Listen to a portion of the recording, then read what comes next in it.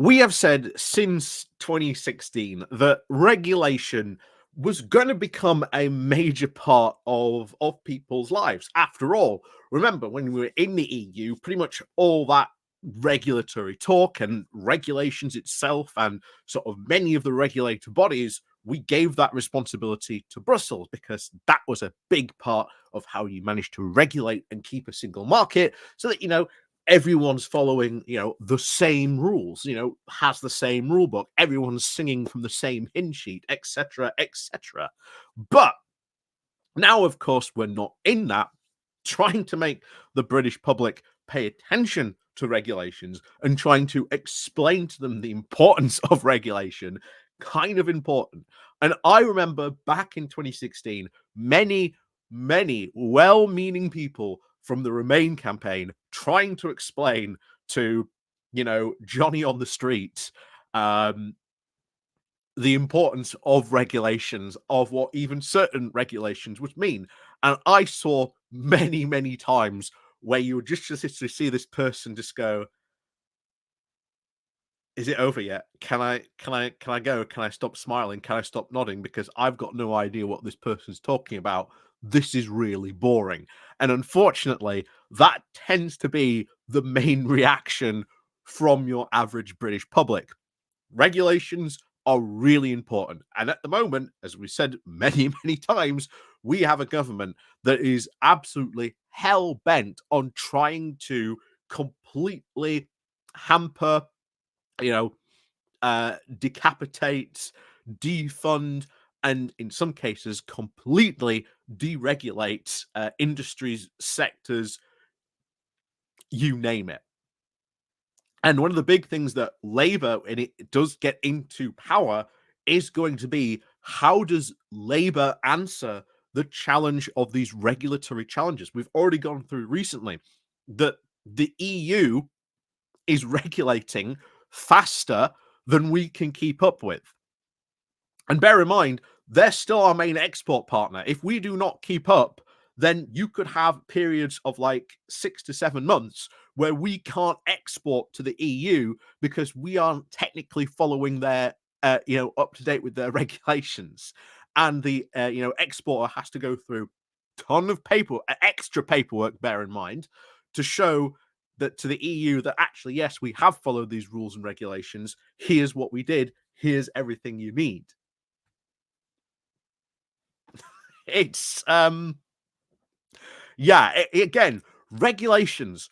Honestly, these discussions really boring when you sort of listen to them, but super important.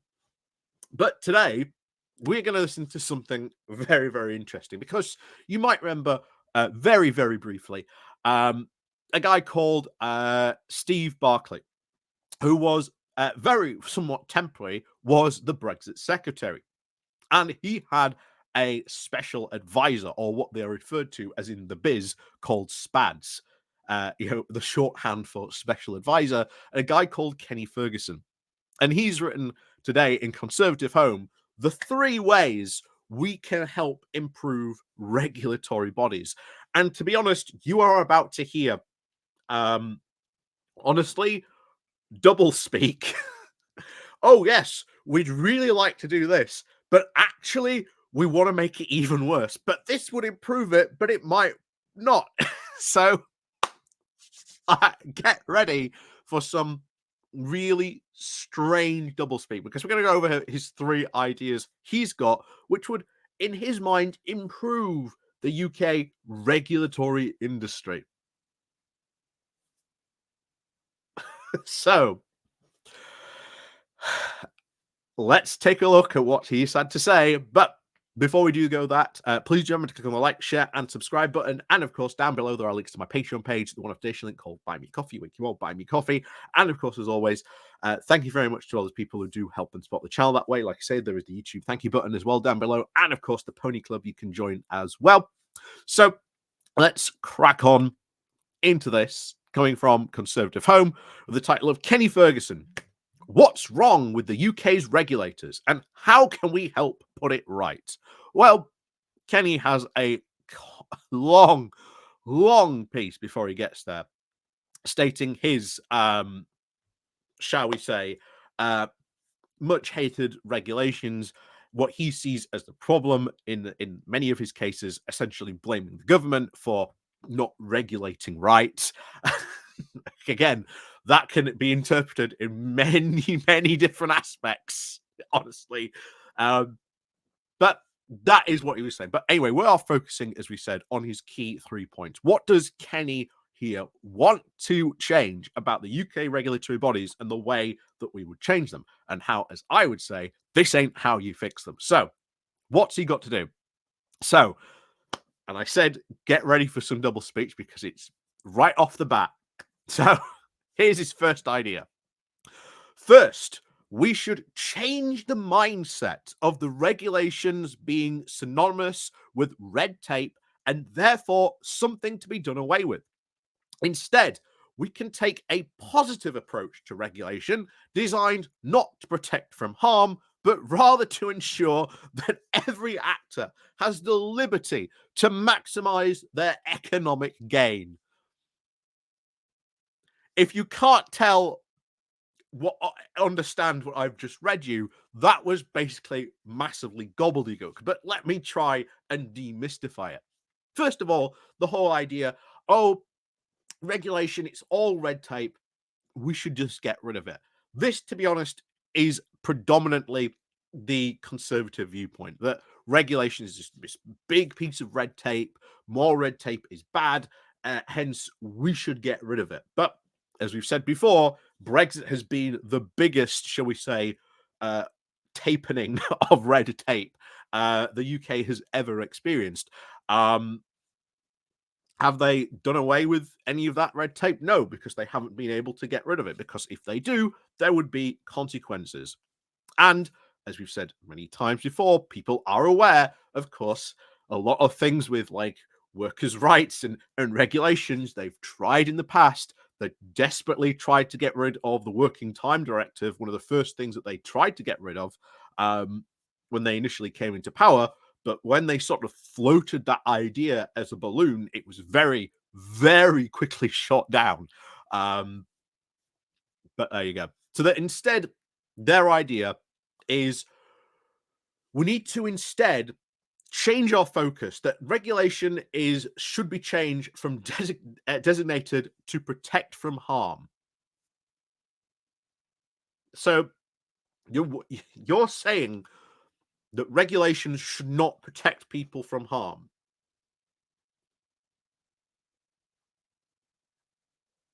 And that apparently is not a positive approach to protect people from harm. Um, were sorry, but no. Regulations should absolutely be there to protect people from harm. That is why we got regulations many times in the first place.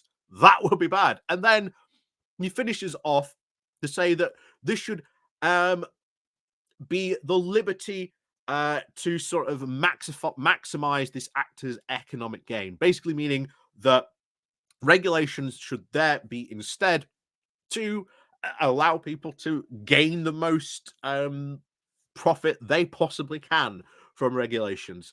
Again, the exact opposite of what we really need to be looking at regulations, because we have seen many times throughout history, even many recent examples, companies cutting corners because they've been able to do this because the regulations have been there. It saved them some money, but oh look, a big accident's now happened because they were cutting corners, because they were trying to save money, they were trying to maximize their economic gain.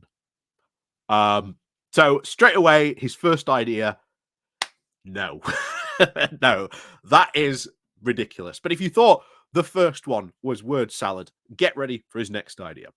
So, next, he says, we need to be more dynamic and receptive to the role that private sectors can play in developing effective regulation. The revolving door between regulators and industries is much maligned, but the greater issue is that the flow is largely in one direction from the regulators into the industry. Like industry, The role of consumer groups and civil society is largely confined to post hoc consultations rather than design of regulation. If you don't know what he's just said there, again, allow me to elucidate for you. He's basically said that look, industries should have a greater role in regulation, or at least creating regulation. So I would say no, no. Industries, of course, are always going to try and um, get around this in some way, shape, or form, or try and do things in many cases that would probably be very harmful. And of course, you've got places like Amazon, who for years, even in the UK, have tried to resist um, workers coming together and unionizing in their factories. Amazon would love to get rid of a lot of UK regulation that stops them from interfering in things like that, like you've got in America. There are plenty of laws that, well, Joe Biden has this is now sort of start to change that slowly, but it's getting there. When out they can not interfere in these sort of creations of these unions, um, and is it a problem that people who used to be regulators go then to sort of work in these industries? Yes, it is a problem, largely because, of course, the why they get, of course, recruited into that industries is that they have those contacts in that industry, in that regulatory body that they can use to then lobby that regulator into either A, not regulating, or again, a bit of corruption maybe, goes on sometimes. It's not unusual for that to happen. But there should be, I think, certainly rules and laws against sort of that. If you work for a regulator, then, should you stop people, going into that particular industry? I don't think that would necessarily be fair, but certainly you should then put contact regulators on for these people. If they've worked in a regulator, then you can't 3 weeks later phone up your pal who works in that regulator to go, hey Bob, can you tell me about X or whatever information you know you need to be giving me. There's stuff like that does, I think, should need to be monitored. But should people from regulatory bodies be allowed to go into that particular industry? Again, yes and no. It's sort of unfair to stop someone who has that experience going into that industry. Um, but I think what needs to be happen is that sort of stopping.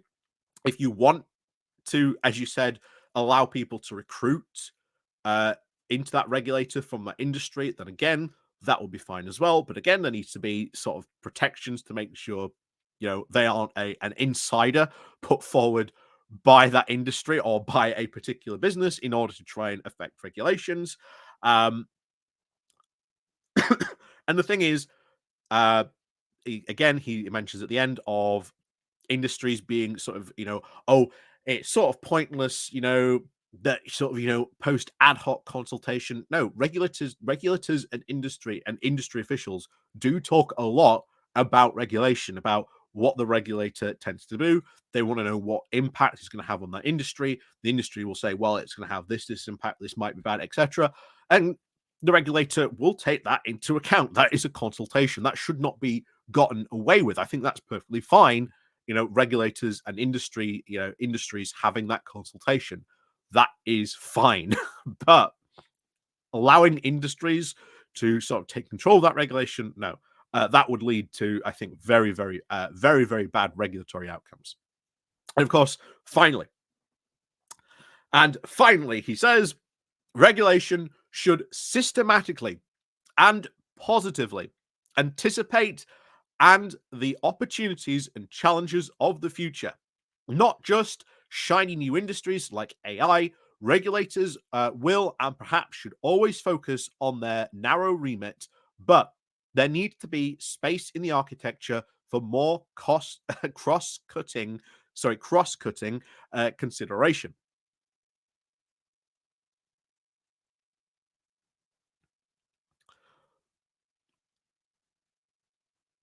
Um, Basically, regulators should try and essentially predict the future. That would be incredibly hard. AI, as he mentions here, very hard challenge, because at the moment you've got a big battle going on in Silicon Valley, where you've got one side who is like, oh my God, AI is the future. It is going to be this fantastic, new, wonderful thing. And they're massively overhyping it.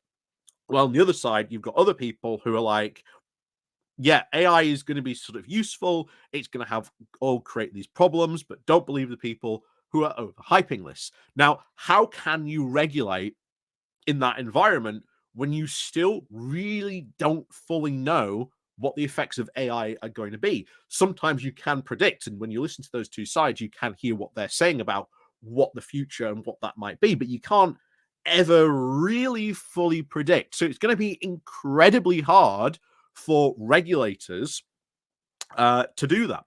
But they should have the regulatory freedom to do that. The big problem here in the UK is that you have, especially the Conservatives at the moment, which have stopped regulators trying to look at that, engage in those conversations, and try to, preempt some of this stuff and, in a way, look to that future. It has been this guy's government, who he worked for, that has actively stopped things like that happening, because they aren't in favor of giving more regulators, or at least the regulatory bodies, a more free hand to say, okay, we need to regulate this.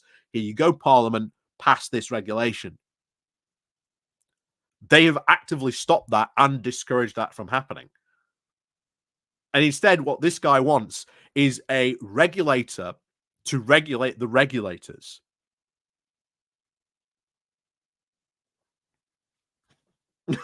And that's his grand idea. That's what he ultimately sums up. So would this be, as he said, a way to fix regulators in the UK? No, absolutely not.